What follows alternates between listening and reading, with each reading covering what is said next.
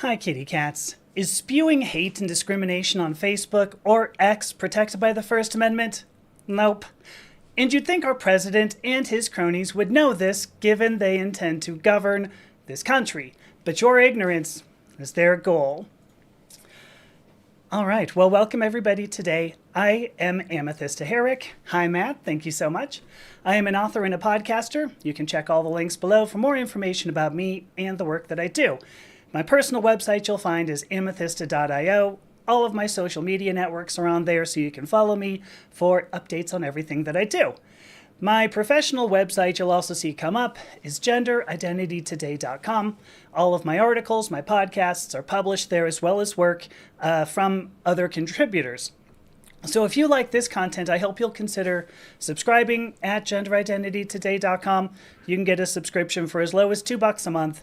And if you actually want to contribute content to genderidentitytoday.com, please contact me through my personal website, amethysta.io.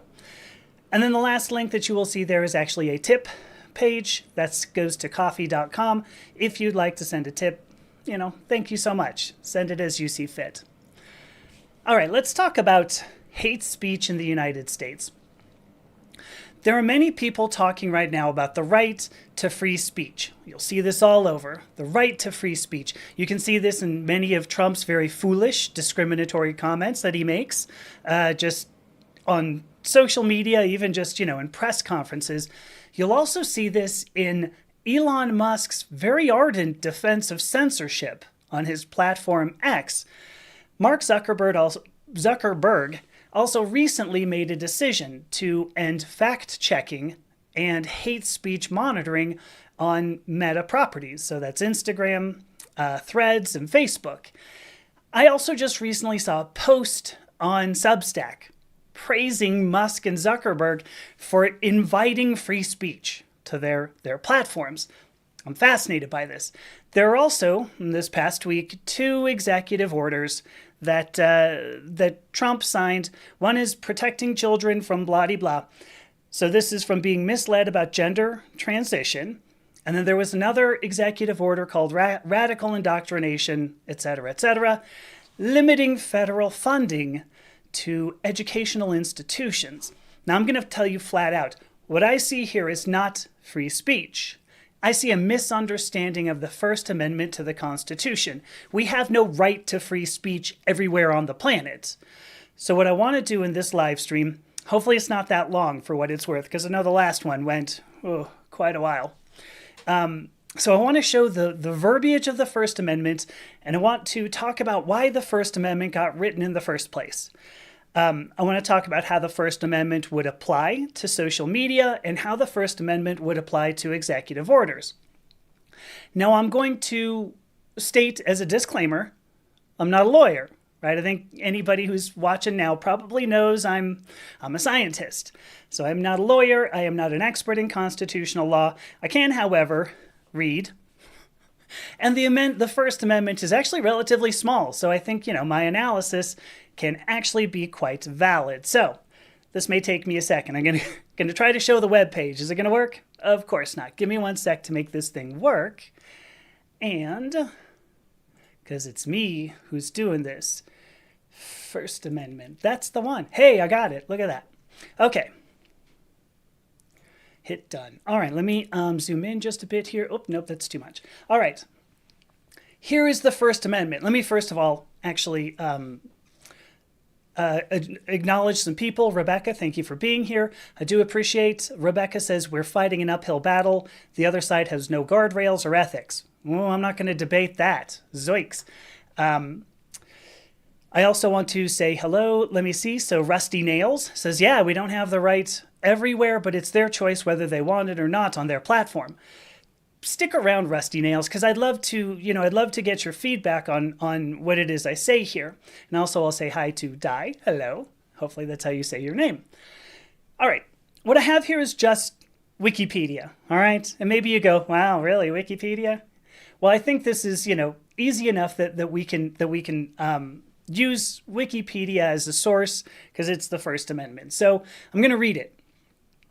The First Amendment of the Constitution says, Congress shall make no law respecting an establishment of religion or prohibiting the free exercise thereof, or abridging the freedom of speech or of the press, or the right of the people peaceably to assemble and to petition the government for a redress of grievances. Ooh, that's important, isn't it? So let's look at this. Congress shall make no law. Congress shall make no law. Congress. These are limits on the government. These are not limits on the citizens of the United States. This is something that says government cannot take action against its citizens. Now, I bring this up because I believe this is important. When we look at the application of this, the First Amendment in social media, this makes a difference, okay? So I wanted to bring that up in particular, that this has to do with Congress passing legislation. So let's look at this. Respecting an establishment of religion or prohibiting the free exercise thereof. It's very interesting that this should come first in this amendment. Respecting an establishment of religion. But it comes first in this amendment because the people who founded the United States were Puritans. And Puritans, at least in England at the time, were being very persecuted. They were, for what it's worth, they were being killed just because people thought it was crazy that you would not want to partake in alcohol or whatever else you had. So this is why this was put first into this First Amendment. This was the reason they came to the New World, persecution for their religion. Now, I do want to point out this is not the separation of church and state, as it has been used before. Again, it's to say that that Congress should not make a law for this, all right? All right, let's move on. Abridging the freedom of abridging the freedom of speech or of the press. All right, this is important here. This is secondary for a reason. Religion, when you look at it, the Puritan religion, in any religion, entails ethics. It might entail a metaphysics. It might have a cosmology. It certainly prescribes and proscribes actions and activities. But religion, at least at the time, required oral promotion. Believe it or not, X didn't exist at the time this was written. This was 1789, I believe. Religion requires oral promotion. And when Puritans spoke out against the monarchy and the debauchery of the monarch had sole power to execute at will. And if you crossed the monarch, it was quite possible you were just going to die. So this was important. Abridging the freedom of speech or of the press implies that Congress, again, cannot make laws limiting thought. This is the purpose of it. And now let's look at the last bit. The right of people peaceably to assemble and to petition the government for a redress of grievances. Again, very important. Puritans were being persecuted for criticizing the monarchy, and this is intended to prevent the government from squelching thought that it doesn't like. The criticism of the government or those who govern. That's what this is doing. This actually, I believe, my opinion, flows into precisely the purpose of the Second Amendment, which is to say the public has a moral obligation to rise up against its government when necessary. So let me summarize, because hopefully, 5 minutes on this was enough. The government is not allowed to limit or punish its citizens for thinking. That's important, okay? The government cannot limit or punish its citizens for thinking. The government is also not allowed to punish its citizens for correcting the government or its leaders when it strays away from the will of the public. All right? We're going to talk much more about this, but this is right at this point I've got the First Amendment. Let me go back to my talking head bit here. Let me address some comments here. Let's see, we've got, thank you, Tracy Golder, for following. Monica, thank you. So, Handsome Boston, perhaps Tea Party, I'm not sure, but says, exactly, it's the English Colonization Bar Association, British Accreditation Registry. Thank you so much. Corporatocracy. Wow. You've got a bunch of things. That just happened with a TikTok ban. They violated the Constitution. Gosh, I didn't actually put that into this talk, but thank you. I kind of like that. All right, don't consent. Public to them is the state's corporation of employees. Okay. So thank you, Handsome Boston Tea Party, for your comments. I'm going to kick over to YouTube. Nijo says, sorry you're late. Oh, come on. Hi, Nijo. Bo Hall says, people left England to get away from religion. Kind of. They left to get away from the Anglican Church, which is not the same as getting away necessarily from religion. They were Puritans. They had their own religion. The Torah Jones says, this trans dialogue seems religious. Believe it or not, I'm not going to talk that much about gender. But you are saying the monarchy of gender religion. So who knows? Maybe that's maybe you're hacking on me. I'm a little bit unsure. Datora Jones then finally says, yes, but the public doesn't decide the domain of fact by consensus. Wrong. Wrong. This is what executive orders have done. The domain of fact lies in the hands of scientists, somebody like me. But Donald Trump has now made some executive orders to redefine facts of science. So there you go. All right. Rebecca N says, except that our religion is based in science and fact. I think this is supposed to be funny. I'm not sure. I find it ironic at this point that we have people in the Christian religion. Sorry, I'm losing my train of thought. People who are Christian who say, well, look, we've got, a Bible that says this. It backs up science. And it's like, okay, some of those words didn't even exist at the time. Quite fascinating. So let me move on to Twitter. Twitter at the time. You may recall on January 6th, 2021, Ariandria, thank you, says, sending me love. Thank you so much. I'm doing all right.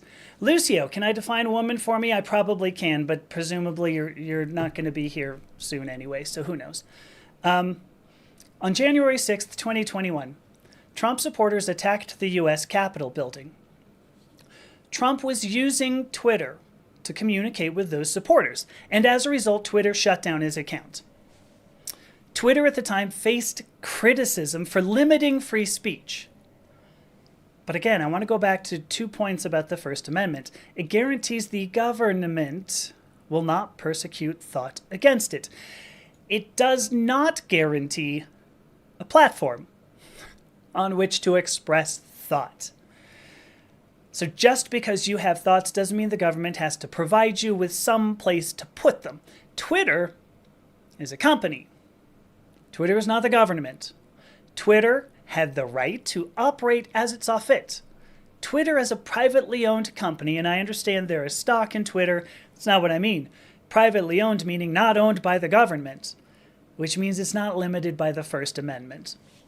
Perhaps you're going to say, perhaps you will not be surprised when I say I support this move. I believe Twitter acted in its self-interest. The government did not limit what Trump had to say. Twitter did. And I want to return to this too.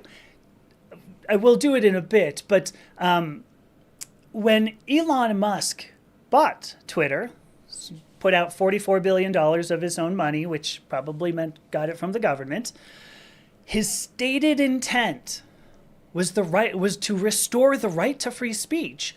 What he meant by the right to free speech is to give Trump back his platform for communicating with supporters. Believe it or not, and this is where you're going to go, wait, what? I support this move. Twitter, which then became X, acted in its self-interest. Again, the government did not limit Trump. The government did not really, take sanctions off of Trump. This was all on Elon Musk, right? How about them apples? Let me, oh my gosh. I like that, Matt. Matt says the definition of woman, it's the one half of the people who cover their drinks when you walk into a bar. Ouch. That's rough. All right, now let's talk about Meta. Mark Zuckerberg recently revised meta policies for hate speech. I did a live stream on this with Jasmine Vine and Dr. Lino Martinez, and if anybody's interested, I can put a link in the show notes. What Zuckerberg said is that he removed automated fact-checking of posts in favor of community notes, presumably what Datura Jones would call domain of fact by consensus. This was taking a page right out of the Twitter book, which does the same thing, community notes, to say, if you disagree with this, just say, I disagree with this. And that ends up winning. Mob rule wins. Domain of fact by consensus. I'm going to keep on using that, Datura. Maybe you meant it not in this way, but who knows. Mark Zuckerberg also, in changing the policies for hate speech, relaxed the standards on it. Now Meta properties, again including Instagram, Facebook, and Threads, allows racist slurs and sexist slurs. It also freely allows hate and discrimination against the LGBTQ community, including calling all of us it, and saying that we have mental illnesses. And there's no reason to listen to somebody with mental illnesses. So you may be surprised when I say this. I support Mark Zuckerberg's move. Meta is a private company. Once again, the government is not limiting thought. Meta is. Mark Zuckerberg owns Meta. He's free to do whatever he wants. But all three of these moves, when Twitter was being run by Tommy Dorsey, what's his name? John Dorsey? It's a Dorsey. Not Tommy Dorsey, I know that, but when it was being run by Dorsey, when it was being run by Musk, these things by Zuckerberg, none of these is the right to free speech, has nothing to do with the right to free speech. These are privately owned companies who made changes to their policies. The government was not involved and would never have been involved. So I want to return to the First Amendment again. Was any of this abridging the freedom of speech? Well, companies are free to operate as they choose in a capitalist economy. That's one of the definitions, one of the parts of a definition for a capitalist economy. Trump lost his privileges to a platform not operated by the government. And even if the government applied pressure, and there were rumors, I'm not going to say they weren't, Congress made no laws. All right? And that's what the First Amendment talks about. The First Amendment was not violated. You might ask, and this is good, a good question. What about the right of people peaceably to assemble? This is a good question too. Trump lost his privilege to assemble his supporters. I don't know how peaceable that was. I'm actually going to leave that up to you. How peaceable was the attack on January 6th, 2021 of the U.S. Capitol building? But once again, this is not a violation of the First Amendment because Trump did not lose the ability to petition the government for a redress of grievances. So what is this really? We've heard all three of these people use the terms free speech, the right to free speech. But what Musk and Zuckerberg in particular are doing is appealing to your ignorance. Free speech is a sacred cow nobody wants to criticize. Nobody wants to go, ooh, free speech is bad. Nobody wants to say that. And these are people using the vagaries of the quote, this phrase, the right to free speech. They're using those vagaries just to enable poor behavior. This is well within the operation of a private company, but invoking the First Amendment is a lie. It's a pretend action to follow the Constitution, but let's call it what it really is. The right to free speech is code for enabling hate speech on a private platform. And I'm okay with that, it's a private platform, but just be honest and open about it, Musk and Zuck. What you want to do is enable your opinions in public. What you want to do is squelch opinions you don't like.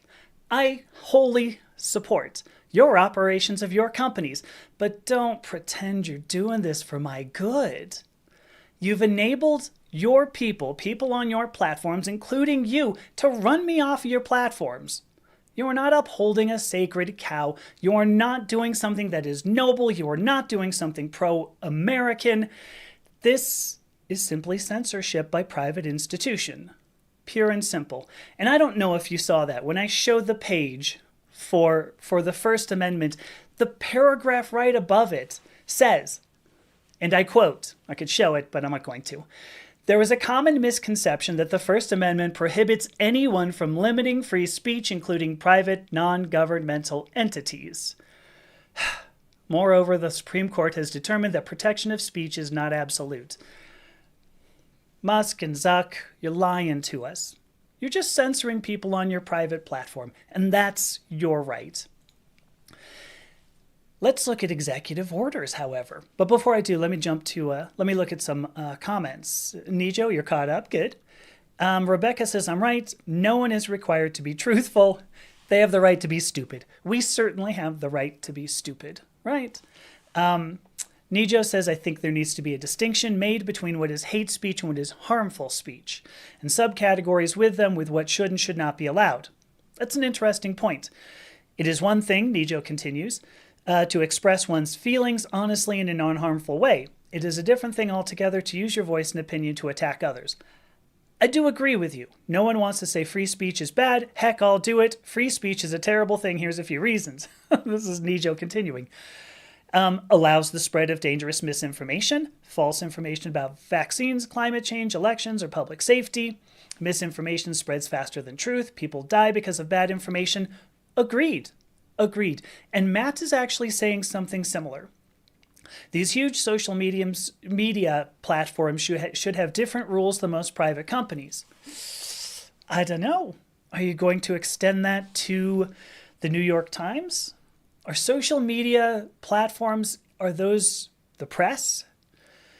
I mean, the press at the time implied newspapers because you'd used a printing press to distribute information.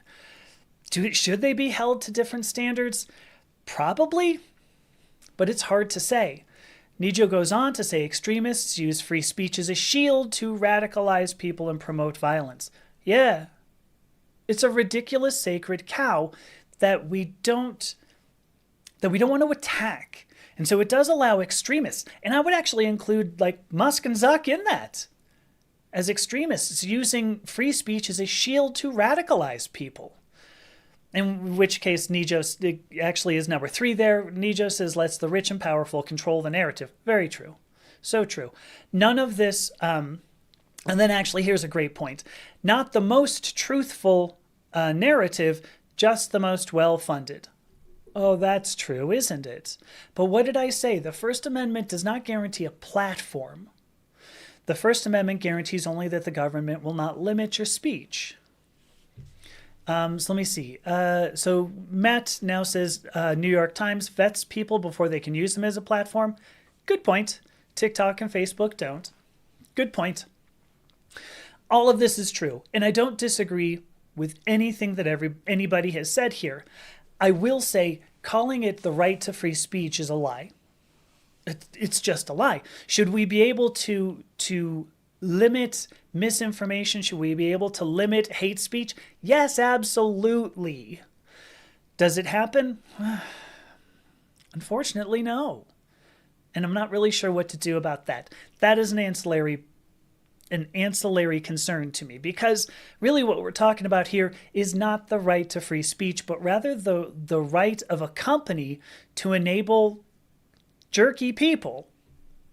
Hi, Jamie. Jamie just came in. Not a jerky person at all. So I want to move on because I've been talking about the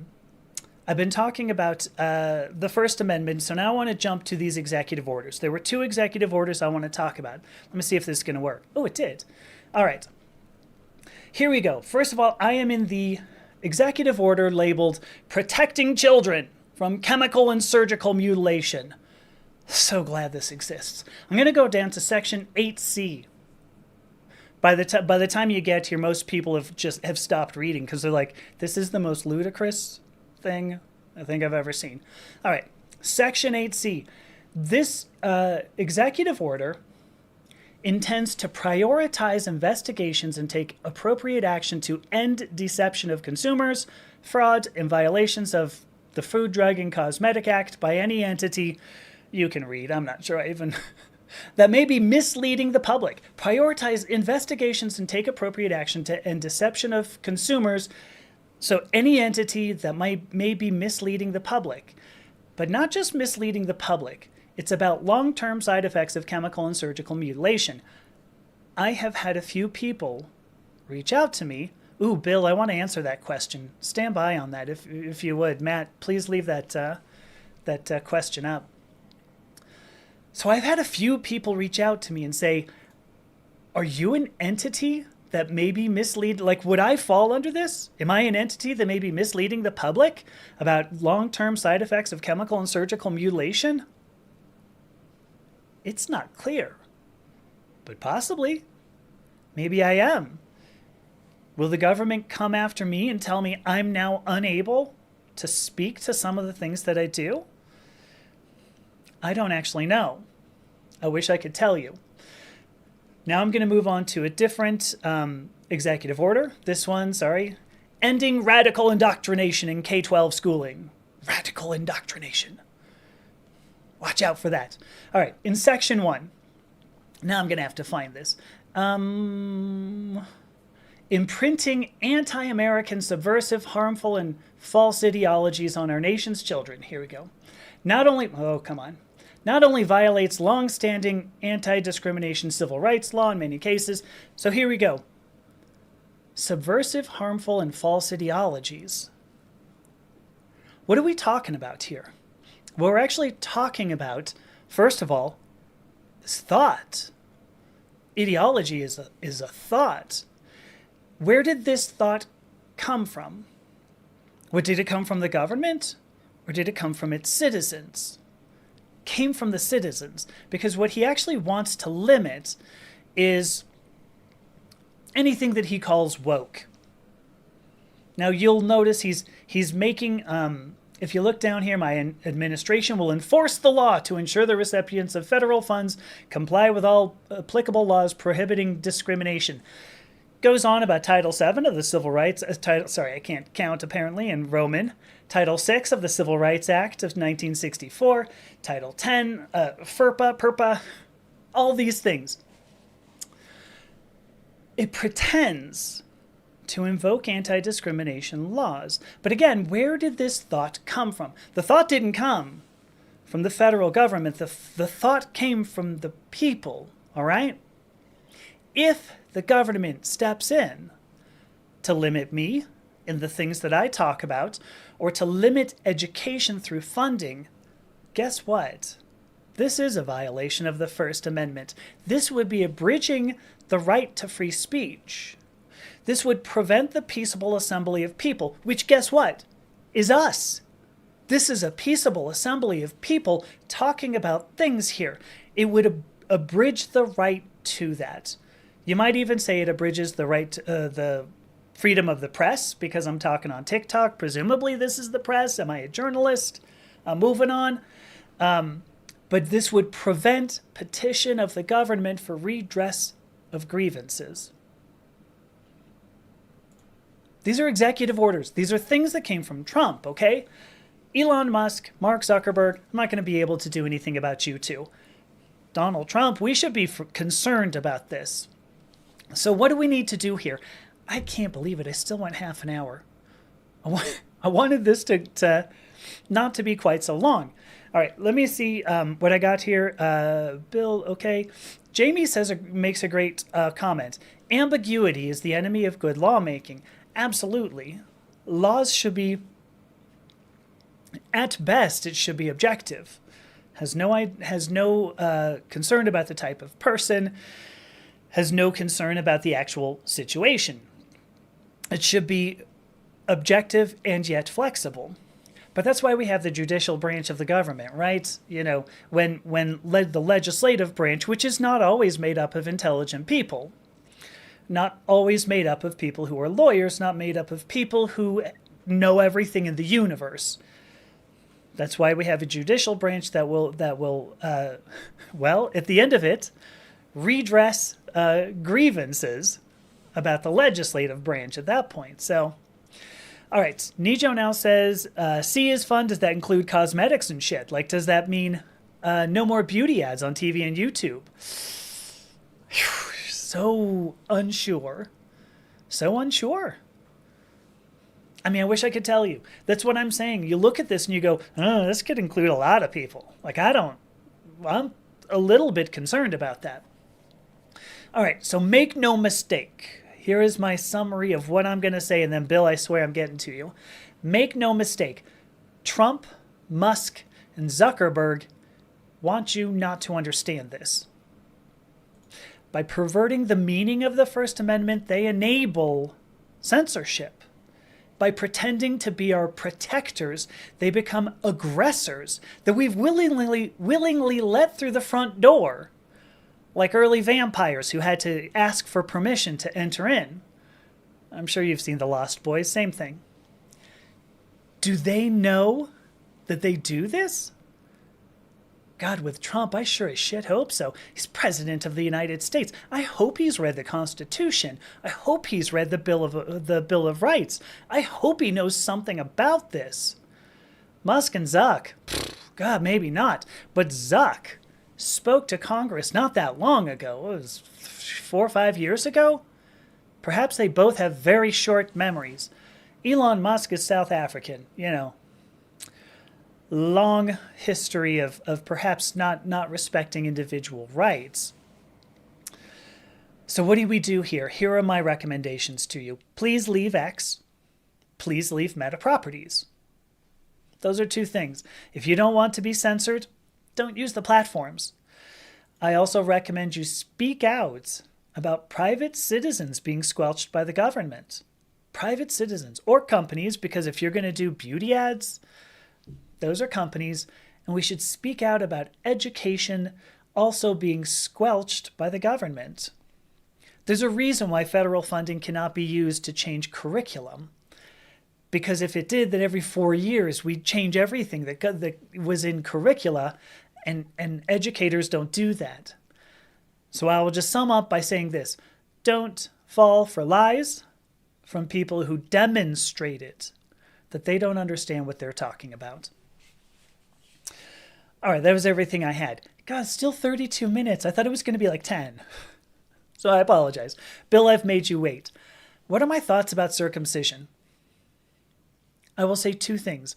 One, when I was born, my parents had me circumcised. I assumed that was just the thing to do.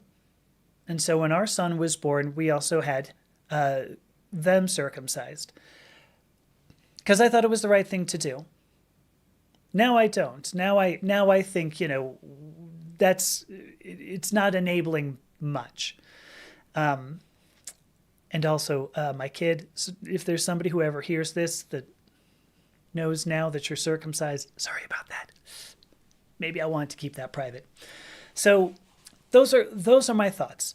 All of this, of course, comes from Jewish law.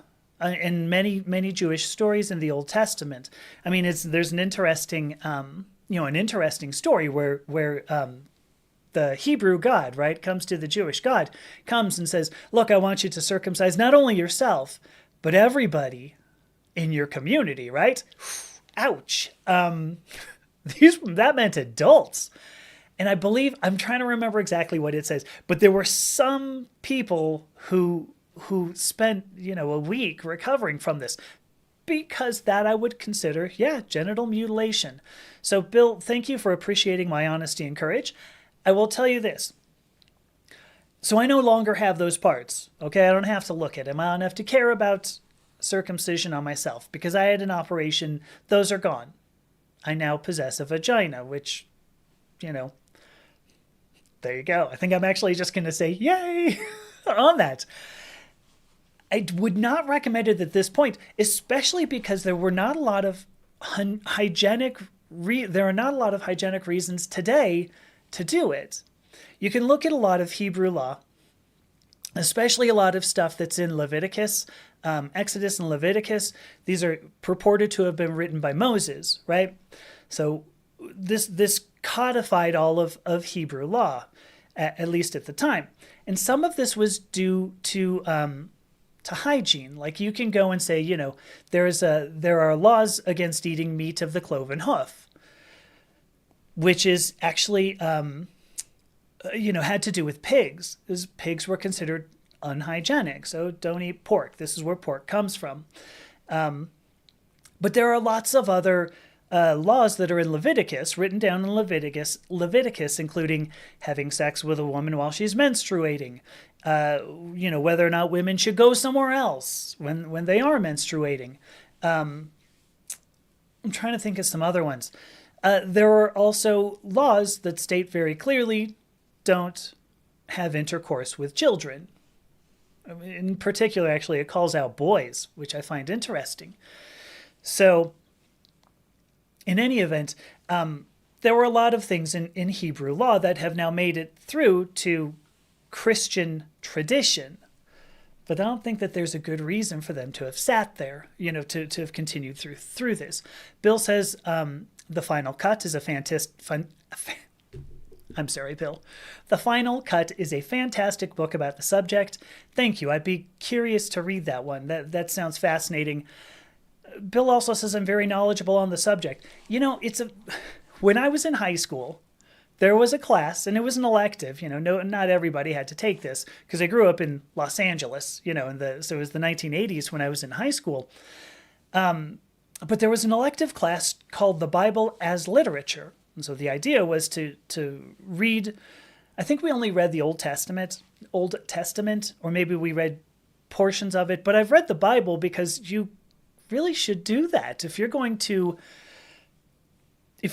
believe in a system, in a system of ethics at that, if you're going to believe in a system of ethics, you really ought to know what it says. And I'm going to bring this back around to my topic, which is to say that if you're going to invoke the right to free speech, you should probably know what that means too. There's such a tremendous amount of misinformation on the internet, and this is exactly, what Nijo has brought up. Thank you so much. If you're going to make these claims, you should at least know what the hell you're talking about. I don't mean to say that I know everything, because I certainly do not. But at the very least, I'm willing to go and learn. Ignorance is actually a good thing. Like, it's okay to be ignorant. If you're ignorant, all you have to do is go and learn. And guess what? You're cool, right? No more ignorance. All right, let me go back to... So thank you, Bill. I appreciate your support on that. Let me go back to YouTube comments. Nijo says, good movie. I think you're talking about The Lost Boys, right? I like that. Nijo says circumcision is genital mutilation unless you want it to be circumcised. And usually we do that in the first 3 weeks of after birth. And just like, I'm going to bring this in. Somebody had said, was it Datora? Was that what it was? That this trans dialogue seems religious. If we're going to do this in the first 3 weeks, there is no child who's going to tell you yes or no. Right? Just like no child is capable of telling you M or F that you need to put on a birth certificate that's ultimately going to determine that child's identity for the rest of their lives. If, on the other hand, you're like Abraham and his tribe of men, and you say, yeah, we're going to show our commitment to this religion, to this God, Jehovah, by being circumcised, go at it. Right? There you are. Have a good time. Right? All right. Nijo also says, I can see this happening in the modern era. Florida man cuts off neighbor's penis. You know it's going to happen, right? I mean, these are the kinds of things that just go on in the world here. Bill also says, please don't cut the baby, which is a memoir of Marilyn Milos, maybe Milosh, is another excellent book. I got to tell you, I don't know the book, and I don't know the author. I'd love to hear more about that. So, let's see. So I got 21 minutes. So if anybody has any other questions, let's get to them. I would certainly love it if, we could talk more about free speech. I appreciate your point, Matt, that social media platforms should in some way be regulated. I'd love to hear more about that. See, the thing is that we have choices, and I think one of the points that kind of gets lost in this discussion is that we go, well, yeah, but like Twitter, there's like a lot of followers on Twitter, right? I mean, okay, I mean, very true. You do have a choice, you have a choice, and if you choose to use something like Twitter or a Meta property, I'm not going to stop you from doing that. Certainly not, because yeah, sometimes it's easy to get leads, to generate business leads. Like, these are places where we have a tremendous amount of ideas floating about. Should we regulate that? I don't know. I was going to bring up, and this was I ended up not putting it into my I ended up not putting it into my presentation, but there used to be an equal time regulation on especially on television and radio. And for the life of me, the name of the act flew out the window, or flew out of my head anyway. Might have gone out the window. But it came into effect as the FCC, this is sort of an interesting story, as the FCC started regulating airwaves in general. And a lot of this came from the amateur radio community. Kind of interesting, the ham radio community. And I think I've already said to people, here's my microphone that goes to my ham radio. I am an actual amateur extra licensed amateur radio operator. So anyway, came from that, the idea that if you're going to have free access to airwaves, then what you got to do is make sure that everybody can use them. And I think that's important. I definitely agree. That act was rolled back. And I believe it was Simon Sinek in one of his books. I believe it was Leaders Eat Last, I think it's called. I'm looking at it, and I can't quite see it because there's a reflection. But he brings up that that's when news went from presenting facts, presenting things objectively, because they had to give equal air to both sides of an issue, to, how did Datora say it? The domain of fact by consensus. This is when news became entertainment. This is when news became opinion. Didn't have to do anything with objective facts. So, I'd really love to see that act reinstated. I'd love to see equal air respected, because I'd love to see somebody like a Fox News have to have somebody like me on staff all the time, so that when somebody brings something up about gender identity, I can be there to go on. Here's the the side of science as we're talking about this. I'd love to see this, and not just because I actually want to work for Fox News, because frankly, So there we go. Let me look again at some comments here. So Bill, oh, thank you. Bill calls me amazing. Thank you. That's so kind of you. Thank you. So Marilyn Milosh, let's say, is an RN and the champion of the inactivist movement. That's sweet. I love that. That's pretty cool. Bill, thank you for sending a gift to me. What else do we have? What else should we talk about? Can we do anything fun? Ooh, I could talk about protecting children, if you want that. If you want to hear protecting children from chemical and surgical mutilation. If Grief Foundation is out there, I have no doubt he'll want to jump in on this. I don't have anything prepared, but I'm actually going to just hit this. Here we go. So I'm looking at protecting children from chemical and surgical mutilation. So I want to just call a couple of things out here. So look at this. Across the country today, medical professionals are maiming and sterilizing a growing number of impressionable children under the radical and false claim that adults can change a child's sex through a series of irreversible medical interventions. And then we get a good Trumpism here. It must end. This dangerous trend will be a stain in our nation's history, and it must end. I can see him saying this. Countless children soon regret that they have been mutilated and begin to grasp the horrifying tragedy. They will never be able to conceive children of their own, or nurture their children through breastfeeding. Countless children. Countless! Let's actually talk about the numbers. Countless. Actually, the statistic I read, and I believe it was only for 2024, but if somebody has better information, let me know.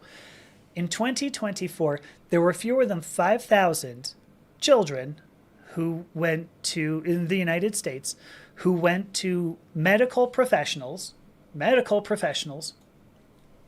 to address gender dysphoria. Okay, 5,000. I want to point out the number of people in the United States is 370 million people, 364 point something, I believe. This is something like, I don't recall the exact number, and I could pull out my reverse Polish notation calculator, but I'm not going to. It's something like 0.005% of children. It was a very small percentage of children. Of those people who went to medical professionals, hey, Grief Foundation, there you are. Of the people who went to these medical professionals, less than 1,000 were going to, or ended up receiving any kind of gender-affirming care. Less than 1,000. Countless children. Countless! All I can imagine is that Donald Trump can't count that high. I don't have data on that. I got to tell you. I'm going to say that. That is actually, speculation. But I can count that high. Less than 1,000. So did they soon regret that they have been mutilated?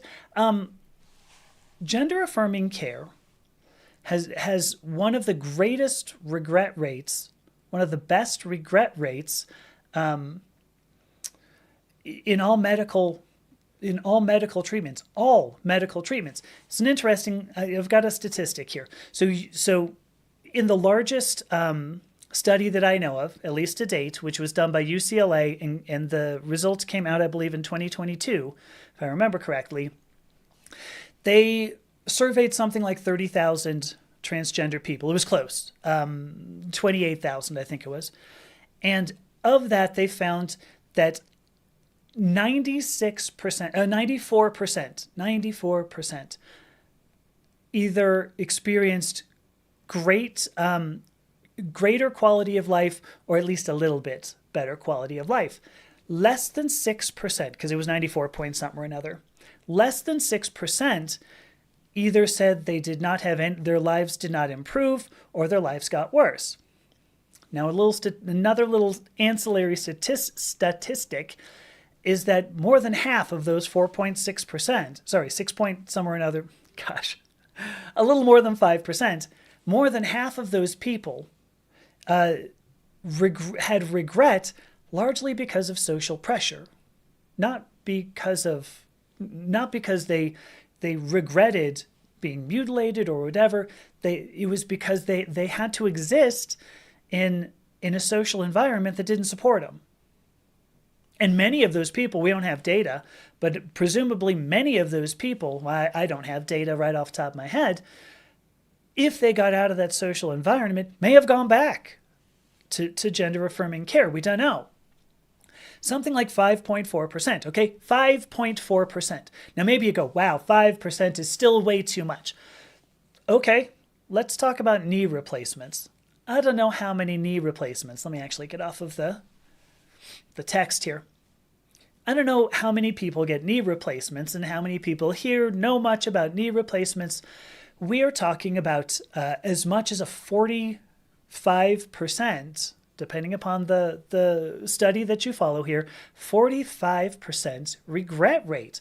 We're talking almost half of all people who get knee replacements regret it, that their lives did not improve. 45%. But I'm going to guess, Grief Foundation, you're not going to say, well, let's stop doing knee replacements. Because if we do, because we need to make sure that we know what's going on. We need to know. 45%? versus 5%. An order of magnitude smaller. Order of magnitude smaller, gender affirming care. People experience greater quality of life. But we can't do gender affirming care. I'm going to read your comments now, Grief Foundation, since I have called you out. So I'm going to give you equal air, because even if that act is not in effect, that's the kind of gal I am. All right, here we go. So first of all, I want to say this. So Nijo says 8 billion people, 1% are trans. That's 80 million people. Yes. 8 billion people. 1.6 is actually the statistic I've read. But let's go with 1, because it's conservative, right? It's a conservative estimate. 80 million people. Do you know how many people 80 million is? That is the population of the entire country of Germany are transgender. These are people who have already self-identified. Now, I'll tell you this. You can look at me now and go, okay, that's a transgender woman. But I would not have self-identified as that. If I had gotten some census, let's say, that said, do you self-identify as transgender? I would say, no, because I'm in denial. Damn it, I've not received any gender-affirming care. I am in denial.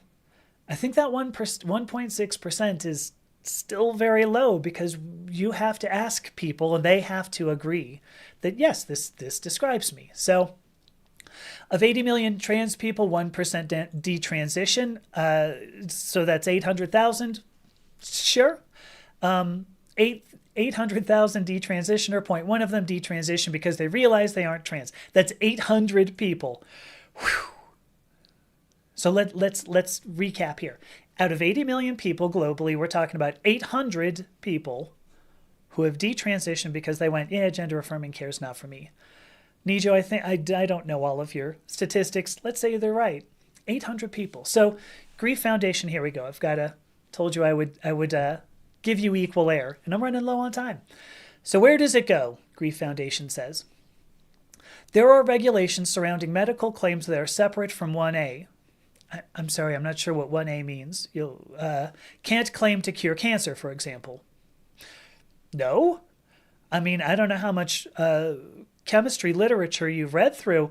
I mean, almost every piece of chemistry literature says something about but if you look at the introduction, it'll say something about, we believe this could have application in, let's say, curing cancer. Dunno. But further research is necessary, which is code for we could use some more funding if you don't mind. Could trans issues be, excuse me, let me take a drink of water. Could trans issues be regulated similarly under Trump? Maybe. I guess I don't know the answer to that. I think the question is, should they be?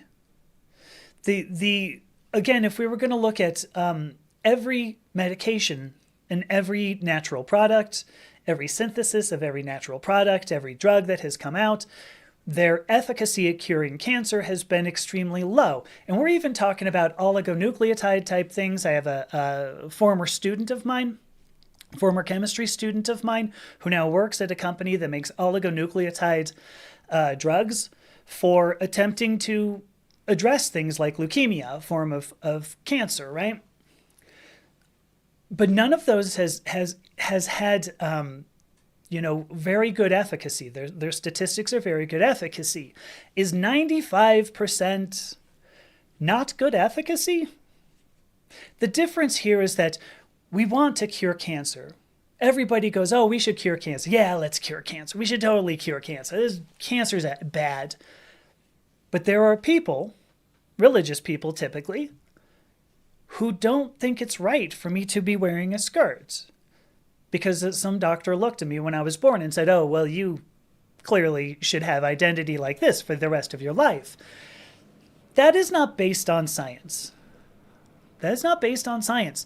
If you look at 95% of the people feel better with gender-affirming care, this is not something we should just throw under the rug and go, we should regulate this shit. I disagree. So let's see. Grief Foundation says we haven't begun to understand D-trends in relation to the current cohort. Historic rate was 13.1% among trans per Turbin et al. NTS 2015. There are loads of studies. And yes, these percentages vary wildly, depending upon the cohort. This is what studies do. But as we went back and forth in comments, what you do here is you continue to acquire data. You don't just go, whoa, 13% regret rate, detransition rate, according to Turbin et al., and go, well, what we need to do is throw this all out the door. Because if we did, again, knee replacements should be way the fuck out the door. Should have been, this is 3 times the higher regret rate. Knee replacements should have been stopped so long ago it's not even funny. But we're not. Why? Why, Grief Foundation? Why is that okay? Why are knee replacements okay? Joe Neal says, I think 16 should be the age for a child to choose. I will tell you, so WPATH in the Standard of Care 8, version 8, removed that limitation and said it should be between the doctor, the parent, and the child. Grief Foundation says that means that we've given the diagnosis up to the child. Untrue. What that is we've allowed conversations to occur earlier than sorry, I've got a couple of comments going here that I don't want to ignore. So Matt brings up Turbin et al. NTS 2015 is about the effect of puberty blockers on suicidal ideation, not about detransition rates. I'm going to tell you. Oh, sorry. Then Matt says, no, it wasn't. That's Turbin et al. 2020. Okay. All right, I'm going to go back to what I was saying. Sorry. So 16, the age for a child to choose. WPATH SOC 8 allow. I don't know if I want to say allows, but does not recommend against hormone therapy by the time a child reaches 14. Surgery is lower, or surgery is higher. They don't recommend surgery at 14. The SOC 8 doesn't recommend surgery at 14. But I do want to point out, too, there's always a doctor involved. You know, we can continue to go all around on this and say 16, 14, what should it be? What we should do is ask the child. We are so much of our health care is based on people. Like if you go, is this knee replacement better, made your life better or worse? Like, let the person who's actually talked about this or who's actually had it done talk about it. You know, that's the point. Should 16 be the age for a child to choose? I'm going to tell you, I knew by 8.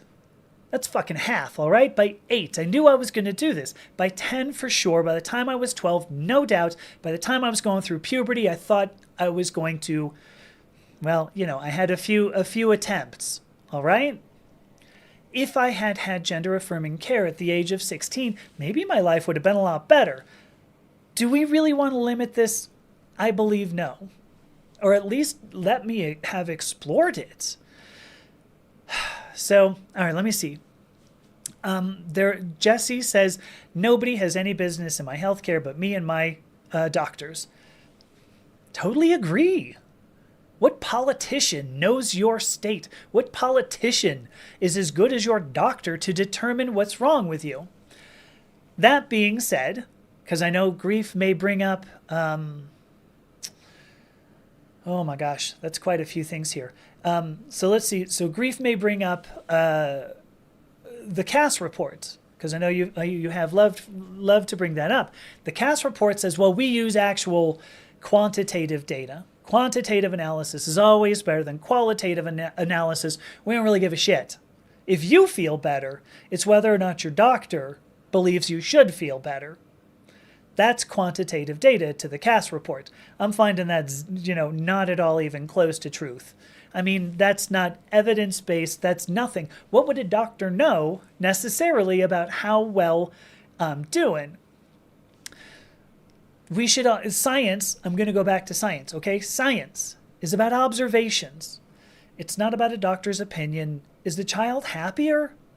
I mean, go for it. Go for it. All right, so let's see. So Nijo says that's about the age that they can start HRT, but says that children begin to understand gender around 3, and it can express it soon after. This is a fascinating question, and I see I'm going over 2 o'clock, but I definitely want to talk about this. It's important because infants can tell the difference between men and women. Infants, but months-old infants. Infants that we believe can't even see, all right?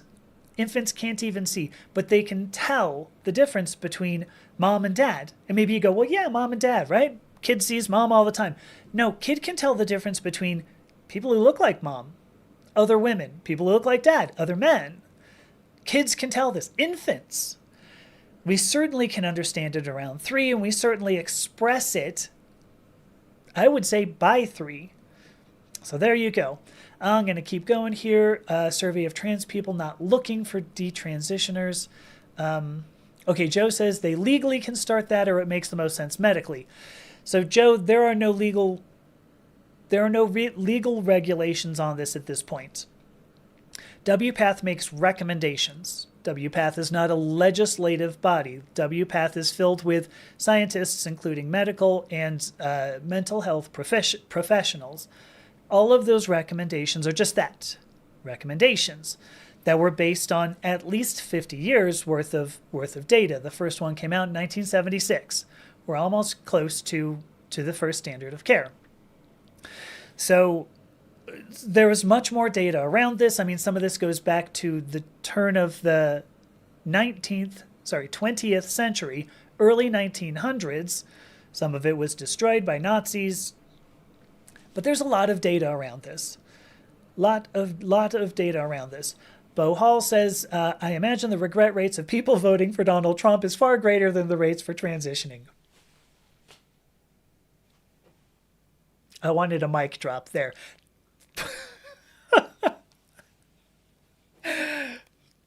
I'm just going to laugh at it and go, I think that was great. Thank you so much. That was perfect. Okay, let's see. So Nijo says, generally, if an individual is expressing they're a trans at a young enough age, they get gender-affirming care in the form of clothes, name, and pronouns. Yep, that's all that WPATH will recommend. And then Nijo goes on to say, if they continue to express being trans, I'm going to call that gender dysphoria. They can get puberty blockers and then HRT. Yes, puberty blockers are recommended at this point up to 18, up to the age of adulthood.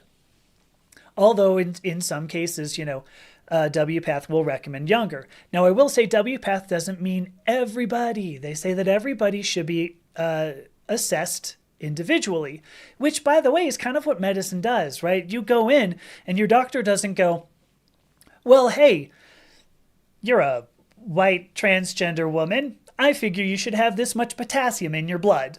So here you go. I'm going to give you some medication. No, they take my blood and they actually do tests on it. That's the way medicine works.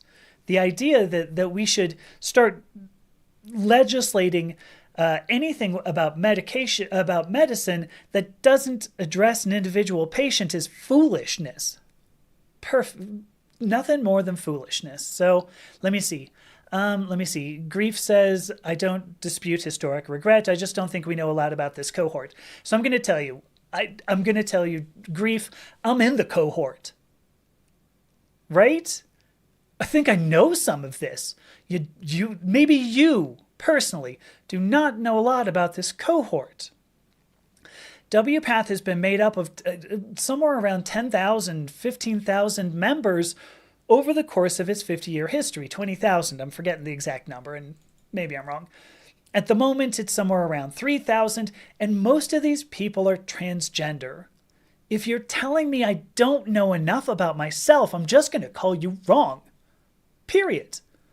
You know nothing about who I am. I do. I can tell you who I am. You can't. So there you go. Let me see. Joe Neal says 14 to choose some form of reversible medical intervention. Could actually be irreversible. Could recommend surgery, but again, that is supposed to be only in special cases. It was supposed to be people who know that they are ready, their parents consent to it, and the doctors agree with them. Hopefully that's all completely, totally true. The uncarved block says, am I allowed to disagree in the chat? Yeah, I say go at it. I don't see any reason why not to. Rebecca says, Trump can't read. Why do you think people always tell him what he is signing? I gotta wonder. All right, let me see. Uncarved block, you joined, so not sure what's been said. If you want, we can talk again. I'm going to be here next week, 1 o'clock Mountain Time, yet again. Bellend,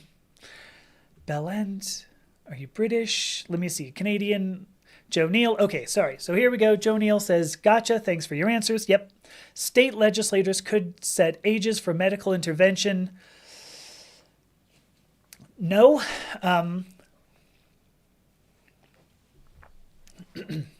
It's a good question. Hang on. Let me cough.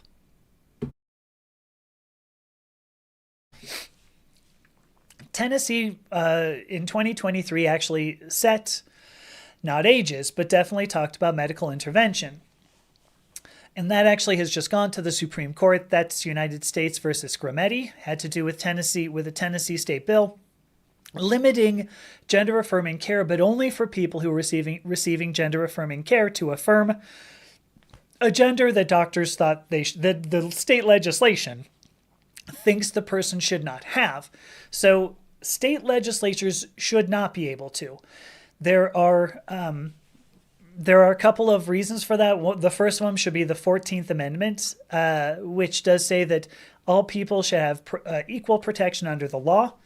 That came from post-Civil War constitutional law, the 14th Amendment. And the other one is Title 7, I believe, of the Civil Rights Act of 1964, which restricts, which outlaws discrimination based on sex, is what it says, in healthcare. So state legislatures should not be able to do this because there are federal freedoms. So and that's why there's a Supreme Court case going on right now, right? United States versus Scrimetti. So, all right, I'm already 7 minutes over, and I appreciate that so many people have been here. I'm going to wait. Uncarved block does say. How can I agree with gender-affirming care for children when at 60 years old, I look back to my 20s and realize I didn't know what I wanted? I'm going to answer this. I was actually going to shut it down, but I do want to answer this because it's an honest question. I think it's an honest question. Your experience when you look back at your 20s and realize you didn't know what you wanted is different from mine. You don't have to agree with gender-affirming care. That's not the point. I don't really care if you agree with gender-affirming care. I am going to be 55 next month. And I look back to my 20s and realize that I knew very well that I was going to transition gender at some point. Just because you were aware of your gender and didn't think that you were going to want to change anything doesn't mean anything to me, candidly. I mean, I appreciate this question. I think it's a good question. But I will say that your ignorance of other people's experiences only describes the human condition. I don't know who you are at 60 years old, and I would not presume to prescribe your gender to you. All I ask is you give me the same consideration. There are definitely children, I was one, who could have benefited from gender-affirming care. If you don't understand it, I get it. That's fine. But that's not something with which you agree or disagree. What you do is you stand aside and you allow me to tell you who I am. It's a common criticism of gender-affirming care to say, well, we don't know anything until we're 25 years old because our brains aren't fully developed. There's about 500,000 years of the species Homo sapiens, about 500,000 years. And most of the time in those 500,000 years, I got a cough again. Most of the time in those 500,000 years, the species was not advanced by people past 25 years old. We have to assume that the people, just because people are below the age of 18, we have to assume that those people still have thoughts. We have to assume that. Is it possible that somebody's going to make an error? Yeah, it is. But guess what? When I went to my undergrad, I chose to do chemistry. Well, I chose to do molecular biology, genetics. Turns out I got bored by genetics when I found out it wasn't going to fix me being transgender. So I moved on to chemistry. Actually, I moved on to biochemistry. Then it turns out I didn't really care that much for biochemistry classes, so I moved on to what they called straight chemistry as opposed to gay chemistry, I guess. I made 2 errors as an undergraduate. Then I moved on to graduate school, and I spent 4 years getting a Ph.D. Haven't really used this Ph.D. in the 30 years since I've been out of graduate school.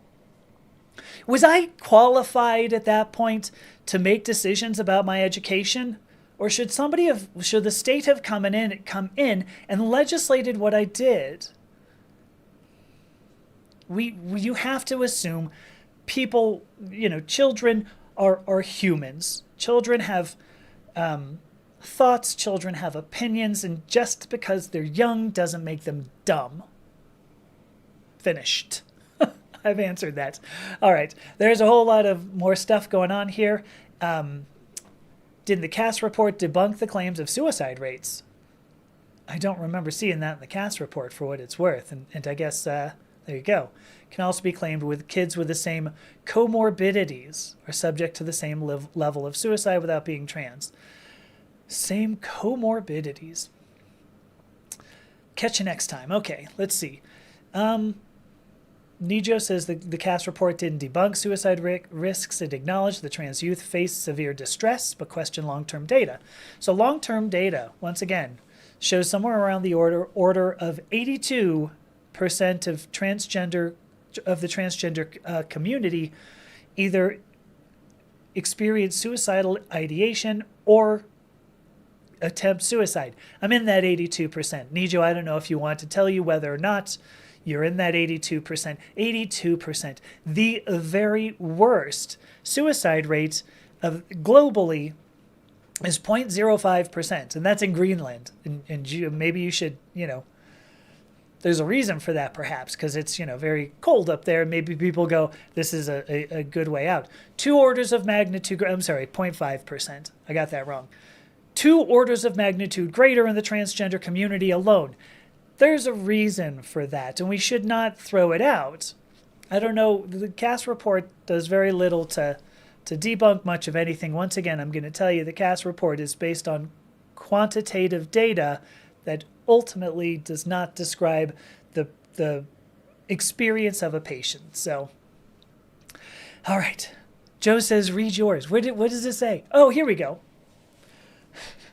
Joe Neal says, I love when people look at LGBTQ issues through the lens of their own identity. Yeah, I mean, I don't think that uncarved block that you should be shut down on this. Certainly I will tell you, if you don't understand it, that's cool. Like, you don't have to understand everything about the human experience.